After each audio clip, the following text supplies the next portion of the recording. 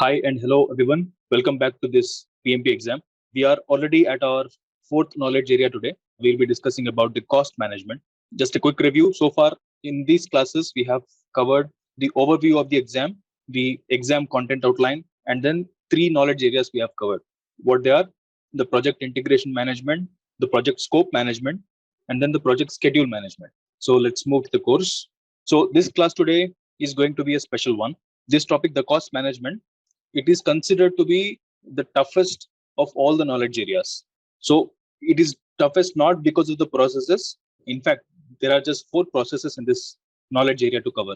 The misconception of difficulty is coming only because of the mathematical formulae, especially in the fourth process. I mentioned that there are four processes here, right? So in the fourth process, there is this tool called controlling of the costs, the tools of the controlling costs. They have a lot of formulae to cover. So this is a important section because the questions will come directly from this formulae. Whenever I'm saying formulae, don't worry so much because they are just additions and subtractions and divisions. So the difficulty comes where you try to remember the names. So what should we divide with what? What should we subtract from what? These things. If you just remember these things, there is nothing mathematical about it. So trust me, there is nothing to be scared about. As I said, a lot of formulas here are quite basic mathematics. So you know what I'm talking about as we learn them in the process. So without wasting much time, let's quickly jump to it. The project cost management. The main purpose of having this process is to complete our budget within the given money. So it helps in controlling the expenditure in all possible areas throughout the project and saving a lot of money to the company.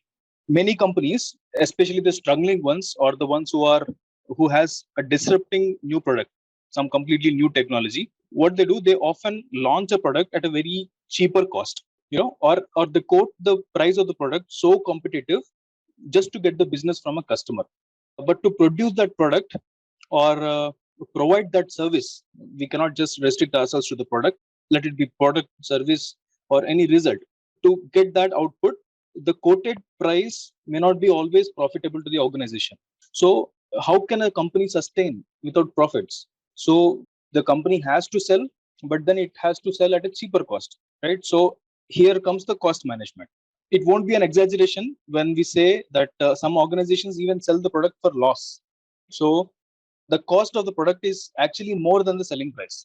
Usually, the case when the company from a developed nation, let's say the US, the Europe, or from the Australia, the products when they come to a third world country, they try to introduce their product at a very cheaper cost because in their country, the same product might be selling at a very higher rate when they do the exact conversion. Let's take the example of the chips Pringles. The Pringles you might have seen in your supermarket in India. I'm talking about the country India.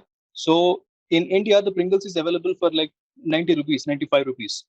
But if you compare the cost for the same Pringles packet in US, it comes for no less than $2, right? So $2 is like 150 rupees in India. So how is this being possible? So the cost of manufacturing of the Pringles in US and India is quite different. If consider the Pringles making company, they decide to export everything from US. Do you think it is feasible for the company to sell it in India?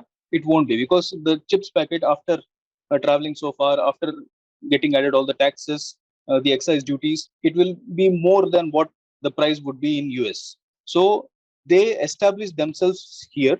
I'm just taking the example of Pringles. It could be any company. So whenever they come and establish in a third world country, they learn the market first.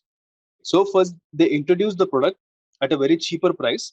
They get the business, and then if the market likes the product, then they decide to invest locally. So it is pointless first to come here, just invest a lot of money, millions of dollars, and then start selling later. No, it doesn't work like that. So what they do is they first come here, they just test the market, and then they decide to invest after the product is actually selling here, right? So basically, bottom line, the same product, two different countries, two different prices, all by managing the costs. So let's quickly go ahead and see how this cost management works.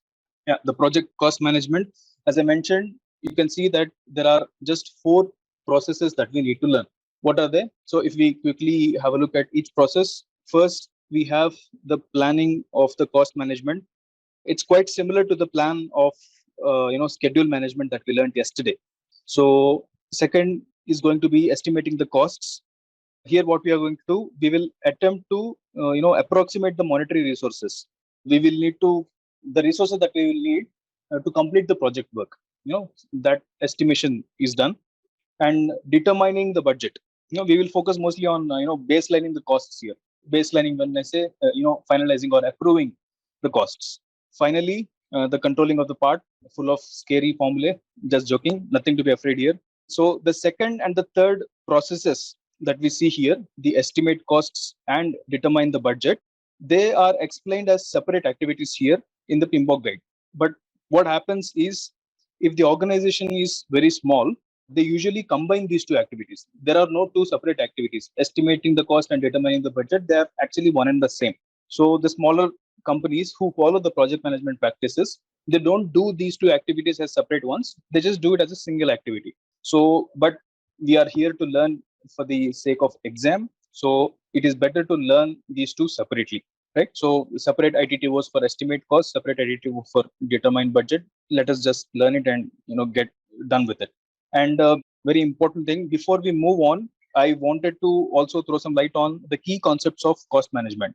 See, the cost management is not just about saving the money blindly, cutting the resources, cutting the costs, like turning off the AC while the employees are working.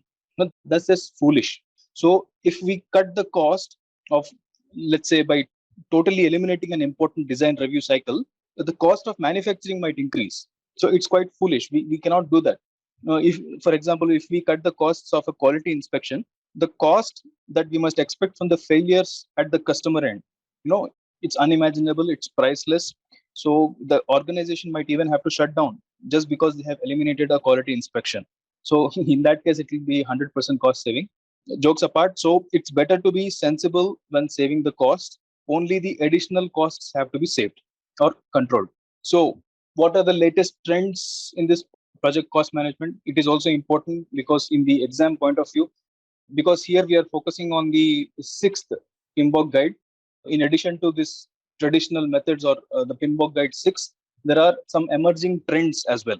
So what these trends are, we may get some questions from earned value management. You will get accustomed to this word, and earned value management, EVM.